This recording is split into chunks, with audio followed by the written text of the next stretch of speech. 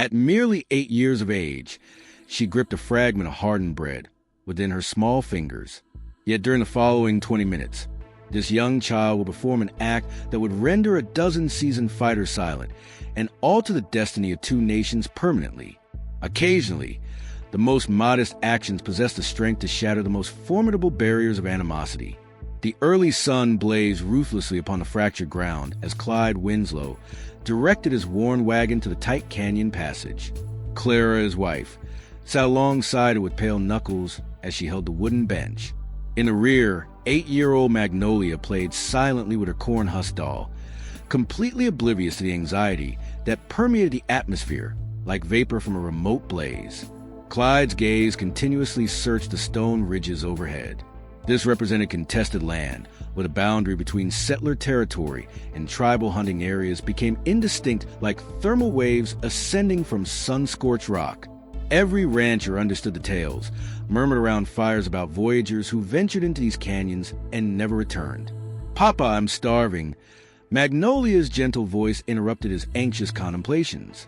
Clara reached into their limited provisions and presented their daughter the final piece of bread they possessed. It was solid as stone and scarcely sufficient for a child's morning meal, yet it was all they could provide. Their destination remained 2 days distant, and nourishment was becoming perilously scarce. "Make it endure, darling," Clara whispered, her tone strained with worry that had nothing to do with their empty food containers. Magnolia accepted the bread, thankfully, separating tiny fragments and chewing deliberately. She had discovered not to squander anything, even at her tender age. Frontier existence taught such lessons early and cruelly. That moment, Clyde spotted them.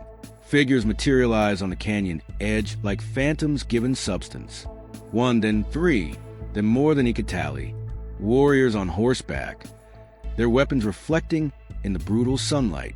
They advanced with the liquid elegance of people who belonged to this terrain, who knew every rock and every concealed route. Clyde's hand involuntarily reached toward a rifle nearby, yet he compelled himself to halt. Any abrupt action could be interpreted as hostility, and with Clara and Magnolia in the wagon, he couldn't risk a confrontation. "Clara," he said softly, his voice controlled despite the terror clawing at his chest.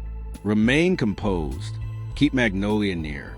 The warriors commenced their descent, their horses navigating precipitous slopes with confident precision. They moved in arrangement, clearly experienced in such encounters. As they approached, Clyde could observe the war pain on their faces and the resolute positioning of their shoulders. The leading warrior was a man of approximately 40 winters, his presence commanding respect and fear in equal portions. His dark eyes contained the burden of countless conflicts and the wisdom of someone who had witnessed excessive suffering. This was Chief Bannon, though Clyde was unaware of his identity. Behind him rode Everett Kane, younger and more unstable, his hand positioned on his weapon as he examined the settlers with obvious distrust. The warriors established a circle around the wagon, their horses snorting and pawing in the dust. Clyde felt his heart pounding against his ribs as he understood they were completely encircled. No escape route existed, no hiding place available. Yet what occurred next would challenge everything both sides believed about their adversaries. Chief Bannon lifted his hand, and the silence that ensued felt substantial enough to crush stone. His eyes traveled from Clyde to Clara, then focused on the small figure in the wagon's rear. Magnolia gazed up at him with the fearless inquisitiveness that only children possessed, still grasping her precious bread fragment. What the chief observed in that instant would transform everything he believed he understood about the people who had arrived to claim his territory. What Chief Bannon witnessed in that little girl's eyes wasn't terror or loathing. It was something he hadn't experienced in years of dealing with settlers, pure, innocent fascination. Yet what made his breath halt was something else entirely. The way she regarded him like he was simply another person, not a threat or an adversary.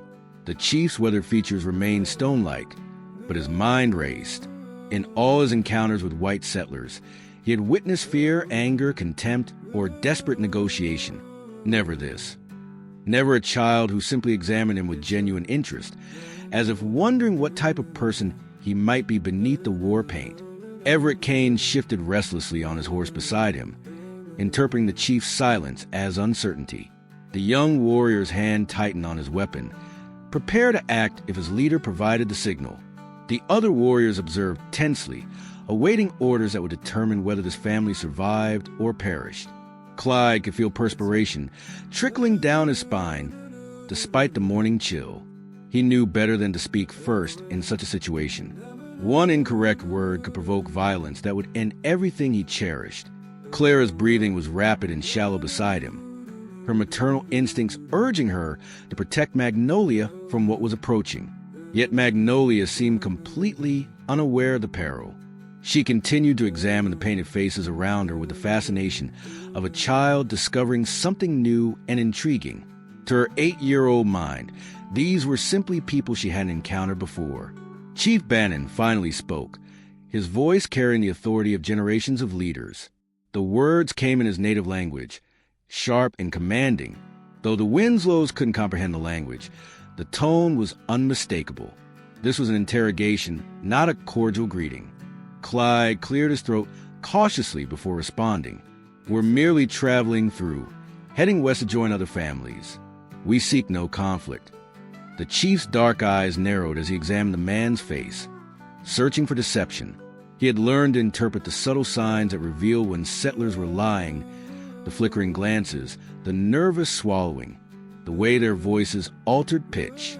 Yet this man seemed to be speaking truthfully, desperate though he was. Still, truth or falsehoods made little difference.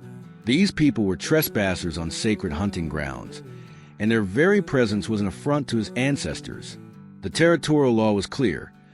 Those who entered without permission paid with their lives or their possessions. Everett Kane urged his horse forward, speaking rapidly in their language. His words were heated, aggressive, and Clyde could guess their meaning even without understanding. The young warrior wanted action, wanted to resolve this encounter in the traditional manner. Yet Chief Bannon raised his hand again, silencing his subordinate. His attention had returned to the little girl, who was now separating another tiny piece of her bread with the careful precision of someone who knew food was valuable. Something about that simple action stirred a memory deep in the chief's mind, a memory of his own daughter at that age, carefully rationing her food during the harsh winter, when game was scarce and the tribe nearly starved. The similarity struck him like a physical blow, but he pushed the emotion aside. Personal memories had no place in matters of territorial justice. Yet he found himself observing the child more intensely, noting details that his warrior training told him to ignore. What he witnessed next would test every belief he held about the people who threatened his way of life. The chief noticed something that made his warrior instincts sharpen with new awareness. The family's provisions were nearly exhausted. He could see it in the way they conducted themselves, in the careful manner the child consumed her meager portion. These people weren't conquerors or land grabbers. They were desperate refugees fleeing from something or toward hope. Yet desperation didn't excuse trespassing on sacred ground. If anything, it made them more dangerous. Everett Kane spoke again, his voice rising with impatience. The other warriors began to murmur among themselves, clearly growing restless with their leader's hesitation. They had encountered many settlers over the years, and the protocol was always identical: demand payment for passage or remove the threat permanently. Chief Bannon understood their frustration. His people had been hungry for weeks now. The white settlers had disrupted the migration patterns of the buffalo herds, and game had become scarce throughout their traditional hunting grounds. His warriors had families waiting back at camp, children whose ribs showed through their skin, elders growing weak from lack of proper nourishment. These thoughts hardened his resolve. Sentiment was a luxury his people couldn't afford. He began to speak in English, his accent thick, but his words clear. "You cross sacred hunting ground. Payment required for a passage." Clyde's heart sank, but he tried to keep his voice steady. "What kind of payment are you seeking?" "We don't have much, but..." The chief gestured toward their wagon with a sweep of his arm. "All supplies, all horses. You walk." Clara gasped, her hand flying to her throat. Walking through this hostile territory without supplies or transportation would be a death sentence, especially with a young child. They might survive a day, perhaps two if they were extraordinarily fortunate. "Please," Clyde said, his voice cracking despite his efforts to remain calm. "We have a little girl." If you take everything, we won't reach the next settlement. Chief Bannon's expression didn't change. Not my concern. This is a price for trespassing. Everett Kane smiled grimly, pleased that his leader was finally taking proper action. He dismounted and began walking toward the wagon, clearly intending to begin the confiscation process immediately. That's when something extraordinary occurred.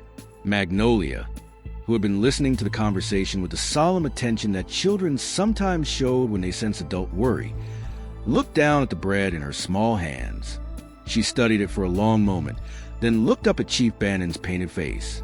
Her 8-year-old mind was processing what she had heard in her own simple way.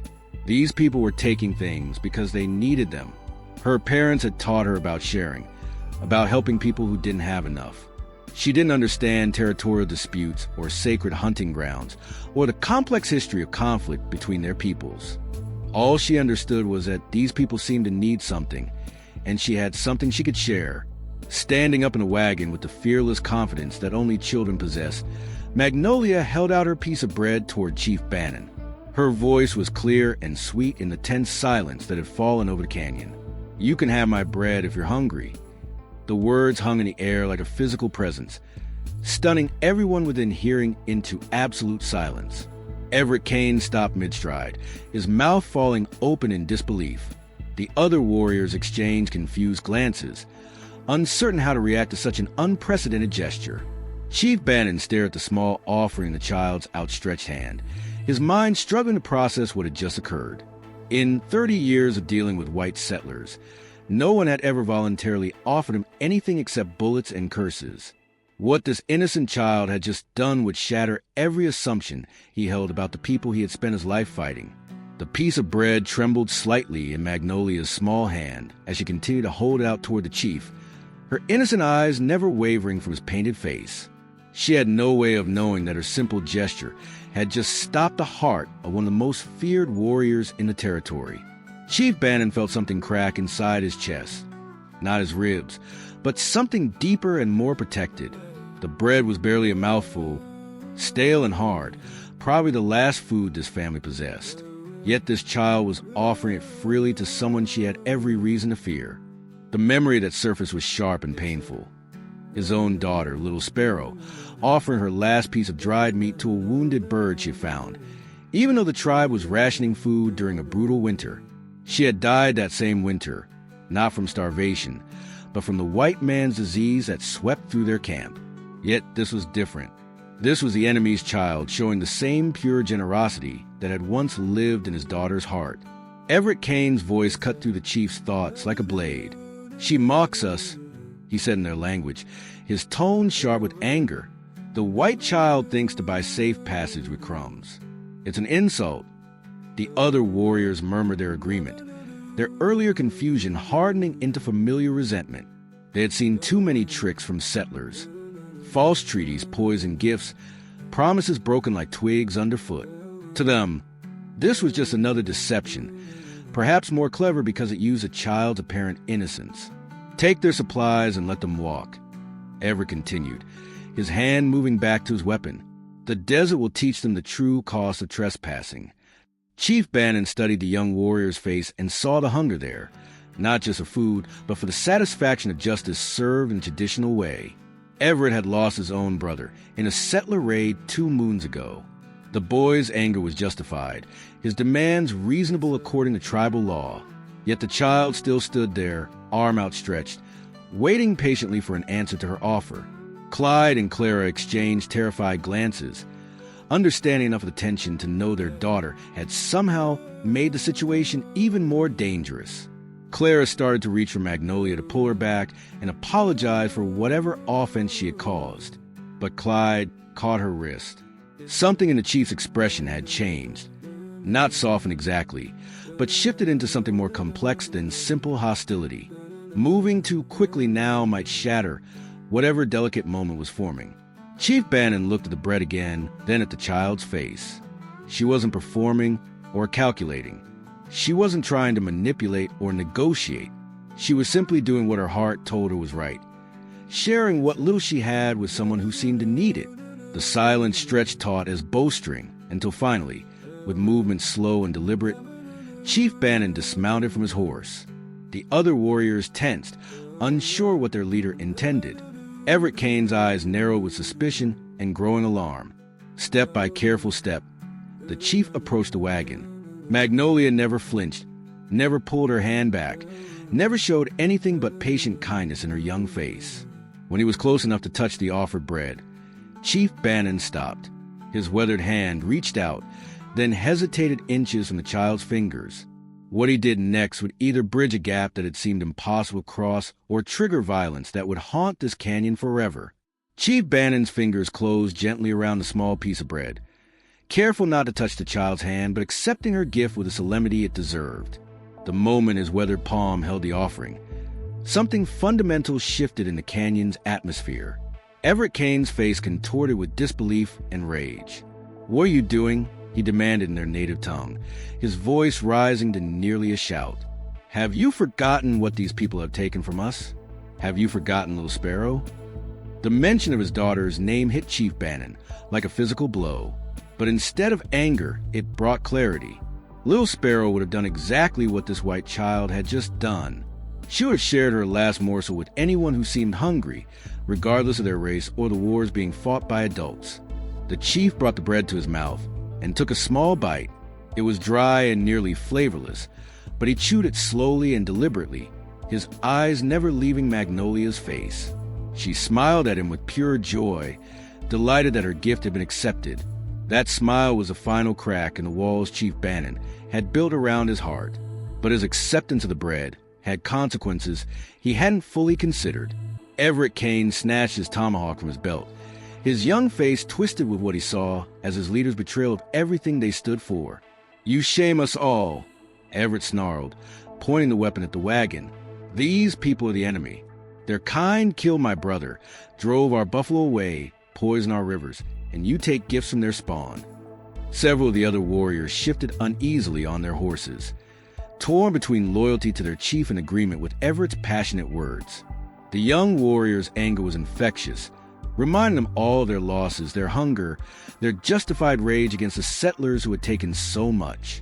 Yet there were others among them who had been watching the child as closely as their chief had. They had seen the genuine sweetness in her gesture, the complete absence of fear or calculation. Some were fathers themselves, and they recognized something pure when they saw it. The tribal circle was fracturing, and everyone present could feel it happening. Chief Bannon finished chewing the bread and swallowed slowly. When he spoke, his voice carried the authority of generations, but also a weariness that seemed to come from his very bones.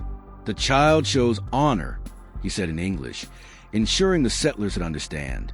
"More honor than many warriors I have known." Everett Kane's tomahawk trembled in his grip. "You betray our people for a piece of stale bread and a child's trick." "No trick," Chief Bannon replied, switching back to their language. "I know tricks. I know lies. This was neither." The chief turned to face his warriors fully, and when he spoke again, his words carried the weight of a pronouncement that would change everything.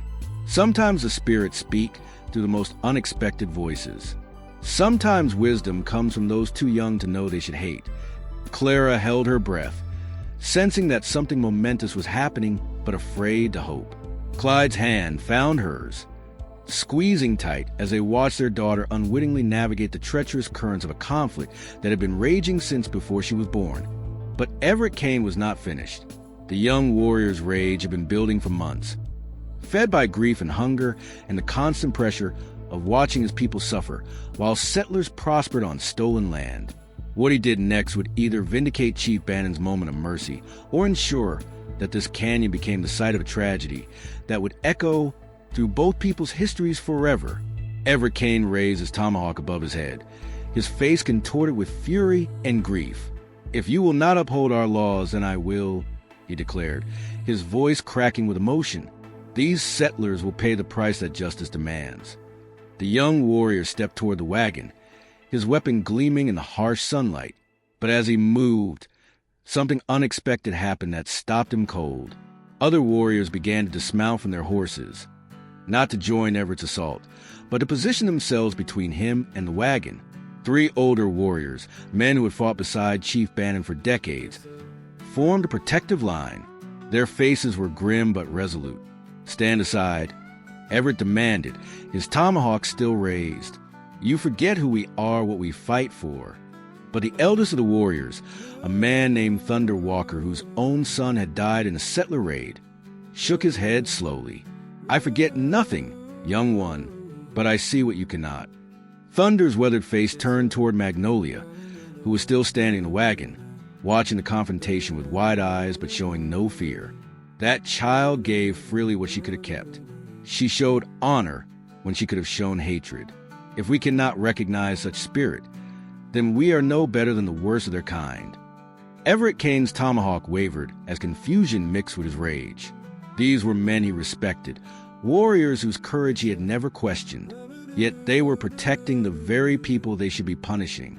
"She is the enemy's child," Everett insisted, but his voice lacked its earlier conviction. "She is a child," Chief Bannon said quietly, his voice carrying across the tense silence. "Nothing more, nothing less. And children sometimes see truths that warriors blind themselves to." The chief looked around at his divided band, seeing the uncertainty in their faces. Some still burned with Everett's righteous anger, remembering their losses and their people's suffering. Others had been moved by the simple purity of Magnolia's gesture, recognizing something sacred in her innocent generosity. This was the moment that would define not just this encounter, but the future relationship between their peoples. Chief Bannon understood that whatever decision he made here would echo through generations. Clyde watched the internal struggle among the warriors with growing hope warring against terror in his chest. He could see that something had changed, that his daughter's simple act had somehow shifted the balance of power in ways he couldn't fully understand. But he also saw Everett Kane's desperation, the way grief and anger had twisted the young warrior's judgment. Men in such pain were capable of terrible things regardless of what their leaders decided. Clara pulled Magnolia close, finally giving in to her maternal instincts to shield her child from the violence that still threatened to explode around them. But Magnolia resisted, looking over her mother's shoulder at the painted faces that surrounded them. In her 8-year-old mind, she was still trying to understand why giving someone her bread had made people so angry. She had been taught that sharing was good, that helping hungry people was the right thing to do. The complicated adult world of territorial disputes and racial hatred was beyond her comprehension. What she did understand was that some of these people still looked upset, and maybe they needed more help than just a piece of bread. What the little girl said next would either heal the fractures that were tearing the warrior band apart or trigger the violence that everyone was desperately trying to avoid. Magnolia looked around at all the tense faces and spoke with the simple honesty that only children possessed. "Are you all hungry?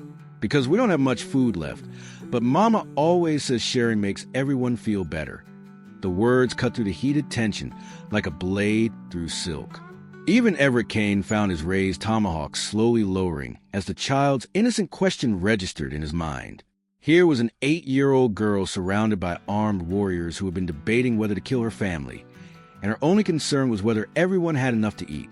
She wasn't pleading for her life or offering bribes. She was simply extending the same generosity that had started this entire transformation. Thunder Walker felt his throat tighten with an emotion he hadn't experienced in years. His own granddaughter was about Magnolia's age, living with the tribe and learning the traditional ways. But would she show such courage and compassion when faced with strangers who had every reason to be her enemies? The question haunted him because he wasn't certain she would. Chief Bannon saw the change rippling through his warriors' faces. The anger was still there, the justified resentment and grief that had fueled years of conflict. But something else was growing alongside it. A recognition that hatred had its limits, and that sometimes wisdom came from the most unexpected sources. Everett Kane's tomahawk finally fell to his side, though his grip remained tight on the handle.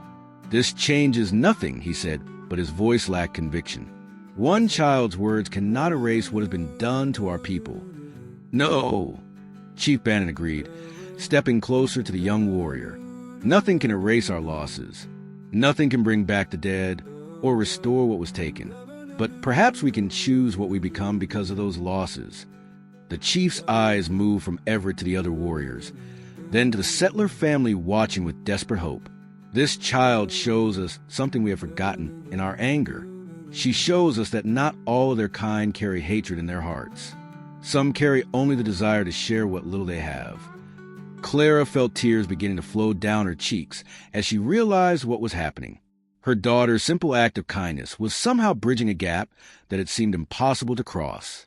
But she also understood that the situation remained precarious, balanced on a knife's edge between mercy and violence.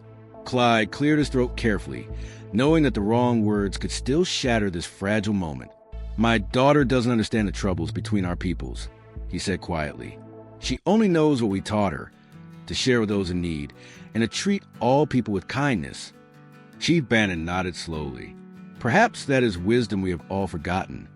But even as hope began to bloom in the canyon, a new sound reached their ears, the distant thunder of approaching hoofbeats. Another group of riders was heading their way, and from the speed of their approach, they weren't coming in peace. The delicate balance that Magnolia's innocence had created was about to be tested by forces that might prove stronger than a little girl's generous heart. The approaching riders crested the canyon ridge with weapons drawn, a group of armed settlers who had been tracking the Winslow family's trail. Their leader was a hard-faced man named Dutch Corian, known throughout the territory for his hatred of the native tribes and his quick trigger finger. Well, Dutch called out as he surveyed the scene below. "Looks like we got ourselves a proper standoff here." Chief Bannon immediately recognized the danger. These weren't desperate refugees like the Winslow family. These were men who came looking for trouble, the kind who would turn this canyon into a battleground without hesitation. Dutch's eyes fixed on the warriors surrounding the wagon, and his smile turned predatory. "You folks having some difficulty with the locals? Don't worry, we'll sort this out quick enough." The settler raised his rifle, aiming directly at Chief Bannon's chest. Time for you Red Devils to learn some respect. But before Dutch could fire, something extraordinary happened. Chief Bannon stepped protectively in front of the Winslow wagon, placing himself between the aggressive settlers and the family he had been threatening just moments before. His warriors immediately flanked him, their own weapons ready. "These people are under our protection," Chief Bannon declared, his voice carrying absolute authority. Dutch's face twisted with confusion and rage. "Have you lost your mind, Clyde?